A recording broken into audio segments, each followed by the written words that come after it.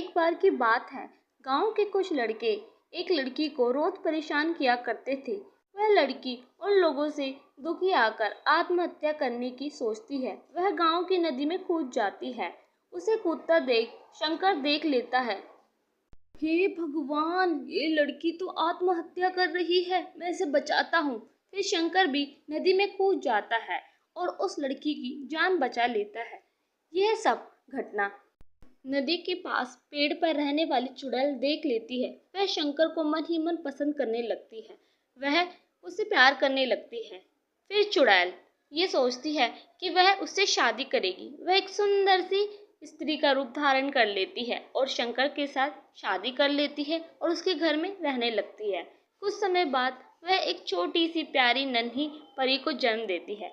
शंकर उसे देखकर बहुत खुश होता है और वहीं रश्मि बहुत चिंतित होती है। अरे रश्मि, देखो हमारे घर में कितनी सुंदर प्यारी सी बिटिया ने जन्म लिया है। मैं बहुत खुश हूँ आज।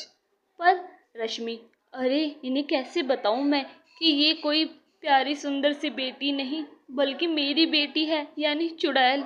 मुझे गांव वालों से ये बात छुपा के रखनी होगी। देखते ही देखते कुछ दिनों बाद रश्मि की बेटी और बच्चों के मुकाबले तेजी से बड़ी होने लगती है।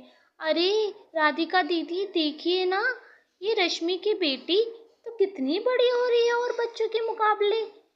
बच्चों के साथ खेलते खेलते प्रीति को गुस्सा आता है। वह अचानक से एक लड़के को सर के बल पकड़कर उसे हवा में लटका देती है। अरे मम्मी, मर गया रे, बचाओ कोई। ए प्रीति, छोड़ मुझे, छोड़ प्रीति।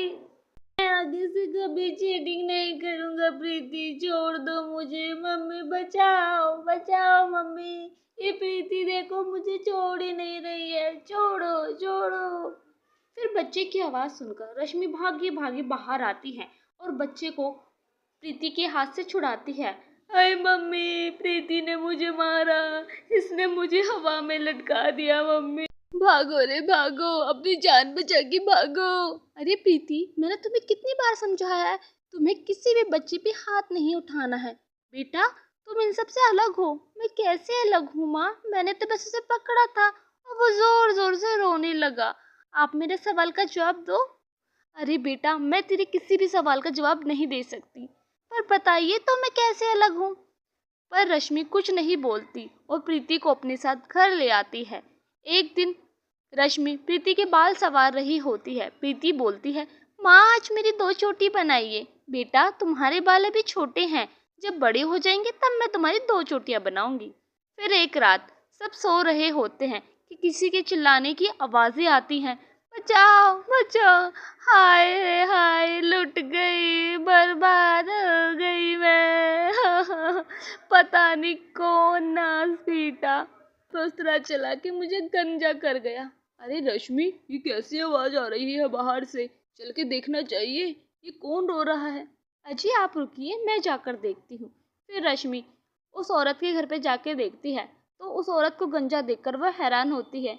अरे बहन, ये कैसे हो गया? किसने की तुम्हारी ऐसी हालत? अरे बहन, क्या बताऊं, किसी ने अंधेरे का फायदा उठा के मेरे सारे बाल ही हटा दिए सर से। फिर रश्मि अपने घर वापस आती है। वह प्रीति के कमरे में जाती है पर प्रीति सो रही होती है। अगली सुबह प्रीति अपनी माँ के पास अपने बाल बनवाने आती है। माँ, आज तो आप मेरे बालों की 2 चोटी बना ही दीजिए। अरे बेटा, कल ही तो समझाया था, तुम्हारे बाल अभी छोटे हैं, लाओ मैं एक चोटी बना देती हूँ। रश्मि प्रीति की एक चोटी बना देती है। उसके बावजूद भी प्रीति के बाल रह जाते हैं। रश्मि आश्चर्यचकित होकर देखती है। फिर प्रीति बोलती है, माँ मैंने बोला था ना आज मैं 2 चोटी बनाऊंगी। अरे बेटा, पर रात रात में तुम्हारे बाल अचानक कैसे बढ़ गए? कल तो छोटे थे। फिर प्रीति 2 चोटी बनवाकर बाहर चली जाती है। अगली रात फिर से गांव में चिल्लाने की आवाज़ आती है। हाय रे हाय, मैं लुट गई, बर्बाद हो गई। पता नहीं कौन अंधेरे का फायदा उठा के मेरे बाल ले गया। अजी उठिए, घोड़े बेचकर सो रहे हो क्या? देखिए तो किसी ने मेरे सर से बाल ही उड़ा दिए। हाँ हाँ हाँ हाँ, मैं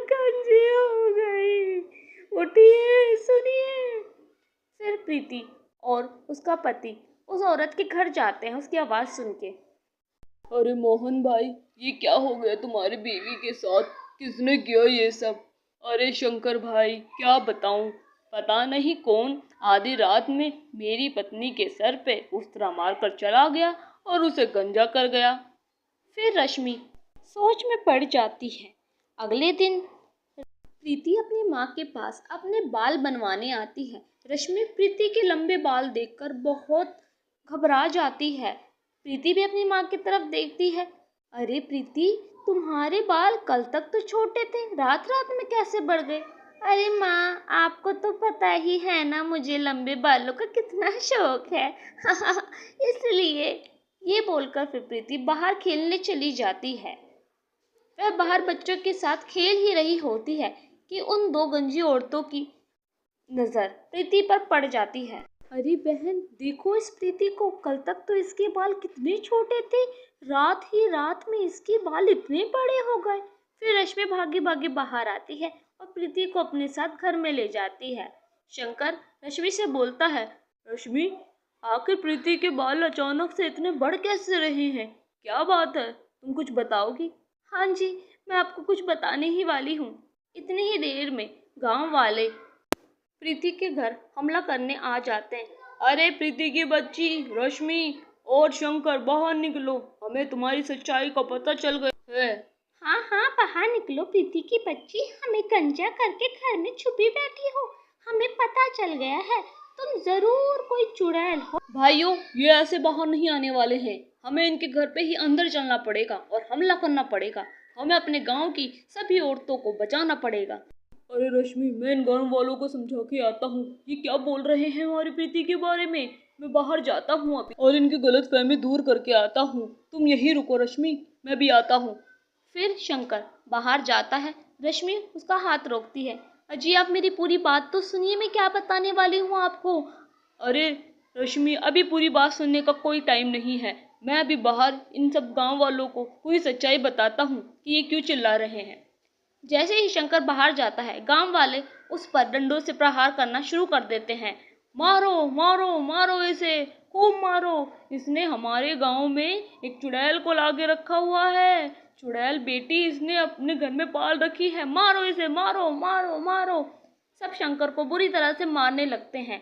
रश्मि अंदर से भागी भागी जाती है। मुझे अपने असली अवतार में ही आना पड़ेगा, मैं भी चुड़ैल बन के अपने पति को बचाती हूँ। रश्मि बहुत कोशिश करती है पर वह अपने असली अवतार में नहीं आ पाती है। वह सोचती है कि उसकी सारी शक्तियाँ उसकी बेटी के आने के बाद उसकी बेटी में चली गई है, इसलिए वह चुड़ैल नहीं बन पाती। हे भगवान, अब मैं कैसे बचाऊं अपने पति को? ये सारे गांव वाले तो मेरे पति को मार ही डालेंगे, अब मैं क्या करूं? फिर रश्मि भागी भागी प्रीति के कमरे में जाती है और प्रीति को बुलाती है। प्रीति बेटा, तुम अपने पापा की जान बचाओ, तुम एक चुड़ैल हो, तुम मेरी बेटी हो, चलो जल्दी चलो। फिर प्रीति और रश्मि दोनों भागकर बाहर आती हैं। बेटी, तुम अपनी शक्तियों का इस्तेमाल कर अपने पिता की जान बचाओ, तुम मेरी बेटी हो, यानी चुड़ैल की बेटी, तुम्हारे पास सारी मेरी शक्तियां हैं। प्रीति अपने पिताजी को यूं डंडों से पिटता देख बहुत गुस्से में आ जाती है। गुस्से में आकर वह बड़ी होने लगती है, उसका आकार बदलने लगता है। सारे लोग प्रीति को यूं अपना आकार बदलते देख डर जाते हैं। और अरे भाइयों, ये दोनों औरतें ठीक कह रही थी, प्रीति तो सच में चुड़ैल है, वह अपना आकार बदल रही है, देखो वो कितनी बड़ी हो गई। अब हट जाओ मेरे पापा के पास से, वरना मैं किसी को नहीं छोड़ूंगी। उन्होंने कभी भी किसी के साथ कुछ गलत नहीं किया। फिर गांव वाले प्रीति का ये रूप देखकर उसके सामने हाथ जोड़कर खड़े हो जाते हैं। अरे प्रीति बेटा, तुम अपने इस भयानक रूप को छोड़कर मेरी नन्ही प्यारी प्रीति के रूप में ही आ जाओ, मुझे तुम्हारा ये रूप पसंद नहीं। फिर प्रीति अपने असली रूप में आ जाती है। रश्मि गांव वालों को विश्वास दिलाती है कि प्रीति अपनी शक्तियों का कभी भी दुरुपयोग नहीं करेगी और हमेशा गांव वालों की मदद करेगी। प्रीति भी उन तीनों गंजी औरतों के बाल वापस लौटा देती है और फिर बच्चों के साथ खुशी खुशी खेलने लगती है और सब कुछ ठीक हो जाता है।